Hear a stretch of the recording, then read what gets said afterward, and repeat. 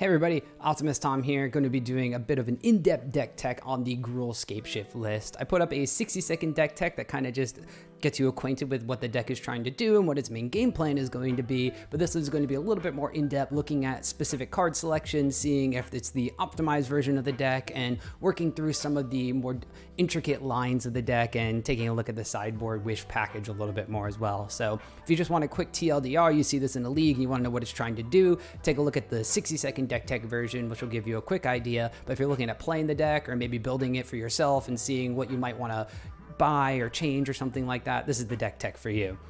So of course, this is going to be a Scapeshift deck, which means that it utilizes the titular card Scapeshift to sacrifice a bunch of lands, put a bunch more into the battlefield. It's using Spelunking to make sure that those enter the battlefield untapped, so you can immediately use that mana. And in this case, we're going to be using a combination of these lands I've pulled out here, Sunken Citadel, potentially Echoing Deeps, and specifically the World Tree, so that you can literally rain the gods down upon your opponent. Klothys, God of Destiny, Ohir Axel-Nil, Deepest Might, and of course Porphyros, God of the Forge, are all going to enter the battlefield, see each other at the same time, and then wind up dealing up to 48 maximum damage to your opponent. So it's usually a kill when it comes to Pioneer, unless you've had your opponent play Amalia or Selesnya Angels or something where they're going to be above their starting life total doubled.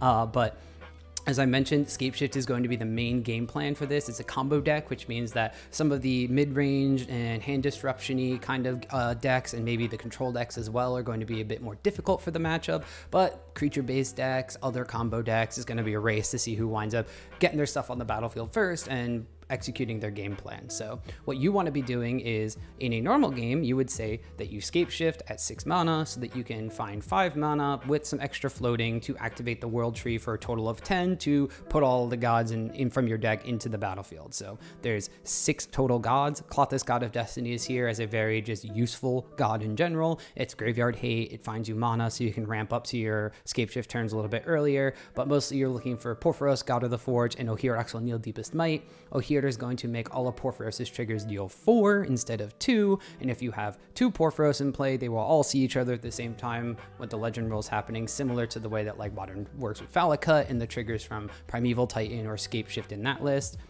And then you will wind up dealing 4 damage per god that enters times 2 because there's 2 Porphyroses, so 8 damage per god. It's a lot of damage there. But what you're going to be potentially doing sometimes is trying to ramp into this Scapeshift as fast as possible, and you're going to be doing so thanks to cards like a Boreal Grazer, which not only as a early blocker puts an additional land onto the battlefield, Glimpse the Core, a newer card from Lost Caverns of Ixalan, which you can find a basic forest and put out onto the battlefield tapped, so it's the best version of rampant growth that we have in Pioneer. And then of course Spelunking itself will be able to put a land from your hand onto the battlefield, so you can, and only that, it draws you a card too, so you're going through your deck a little bit more. But you're going to be potentially getting as much as 5 mana on turn 3. You can do that by doing a Boreal Grazer, puts a land onto the battlefield, untap, draw a card, play a land, play Spelunking that puts a land onto the battlefield. On turn 2, you have 4 total mana. You untap on turn 3, you draw your card, hopefully you find a 5th mana, then you have 5 mana altogether. And with this specific setup, if one of those lands is a Sunken Citadel and you have a Scapeshift in hand that you can cast, then you can combo as early as turn 3. Because what you can do is, with the Sunken Citadel, you use this as its second ability to add 2 mana of a chosen color that you can only spend to activate land sources. So tap it for probably white, black, or blue. The colors of this deck is not going to have the easiest time creating. Then you use the other 4 mana, hopefully 2 of it is green for Scapeshift, to cast the Scapeshift spell. That will then sacrifice all 5 of your lands, so you will be able to find 3 more Sunken Citadels, which will also add 2 mana. So with the additional Sunken Citadel you floated, that is 8 total mana. And then an Echoing Deeps, because now you have a Sunken Citadel in your graveyard, so Echoing Deeps will enter as a Sunken Citadel. That's your additional 2 mana for 10. That 5th and final land is going to be the World Tree. Boom. Pay 10 mana, activate the World Tree, and rain the gods down from Valhalla or Olympus or wherever they're going to be, because it's a whole mix of different mythologies in here. So that's going to be the fastest way that you can combo. There are other ways you can do it, obviously, but speed is probably the best way to go about it, specifically if you're going to be in those aggro matchups and you're literally racing your opponent. Additionally, you have some copies of Solemn Simulacrum. It's kind of a stopgap in the curve. It helps you find some lands in case you're kind of slowing down, you can't find that 5th mana. It also works as a great blocker because when it dies, it replaces itself by drawing a card. So Solemn Simulacrum in the list for now. I'm not entirely sold on this card, but I can't really think of what might be better. There's Dryad of the Elysian Grove as well as Azusa Lost But Seeking that could potentially fit to kind of fill that additional land role that Spelunking does, so you could maybe get that turn 5 Scapeshift a little bit earlier. Of course, you need Spelunking to combo anyway, so you would need to play that instead of one of those. So Solemn's in the deck for now. Not super sold on it, but I think it does work with the way that the deck is trying to do things. And then you have Golos Tireless Pilgrim. This is going to basically be a tutor for any number of the utility lands that you have in your deck. Golos, you're not really going to be spinning Golos as much in this deck because you're a combo deck and you want the gods to be in your deck. Maybe you can spin and hopefully hit a Scapeshift, but that's not necessarily going to be the case because if you have enough mana to use the Golos, you probably are going to be using the Scapeshift anyway. There's a slight corner case, or if you're playing against a control list and they have counter magic and Golos is somehow on the battlefield, you can then spin Golos and get your Scapeshift and you won't have to worry about any sort of counter magic coming into play in order to combo, so that's probably why Golos is here. But you do have a couple of extra utility lands here, such as Cascading Cataracts, which will help you activate the Golos because we're not a 5-color deck, so we need to get the colors from somewhere. Pit Offering, which is just an additional card that can come into play to fix your mana base. You can exile a card from a graveyard to add a color of that mana. Radiant Fountain, in case you needed to wind up getting a little bit of extra life to buy some time against aggro decks, and then just any number of the Gruul based lands that you're potentially going to be able to get with Golos. So Golos is in the list for now. I think it's potentially a slot that you can cut down on. I don't know if you need 4 of them. 1 or 2 is probably where I would try to look at things, but I haven't really jumped into leagues with this deck quite yet to understand if that's going to be the case, as to if Golos is doing something here that I'm missing from the deck. One thing is, you notice from the main deck, you're missing some sort of way to put gods that you draw back into your deck. There's no volcanic sprites or anything like that, so that's something that I would look to try to make some room for in this deck. But if you're going to be comboing as early as turn 3, the chances of drawing them are very, very, very small, and then you also probably don't need the removal because you're killing someone on turn 3. The deck is also kind of really channeling that modern version of Scapeshift by playing the Wish package as well. You have 4 Wishes and 3 Scapeshifts in your main deck. That's because you have a bunch of silver bullets in your sideboard so that you can kind of equip yourself for all sorts of situations. You have your 4th copy of Scapeshift as well as your 4th copy of the World Tree, so if you need to find one of your combo pieces, you can just wish for it and you don't have to worry about it being Stone Brained from your deck or Necromantiaed away from your deck in some of those matchups. You also have other silver bullets that are pretty interesting. Cavernous Souls on God. That's one way that you can do things. Therefore, you don't have to worry about any sort of counter magic whatsoever. If you want to hard cast a Porphyros or an Ohirax O'Neill, they are still very large creatures that can beat things down. Porphyros, of course, needs devotion, but Ohirax O'Neill is just a creature in and of itself, so it could already just start swinging for 4. Pretty good there.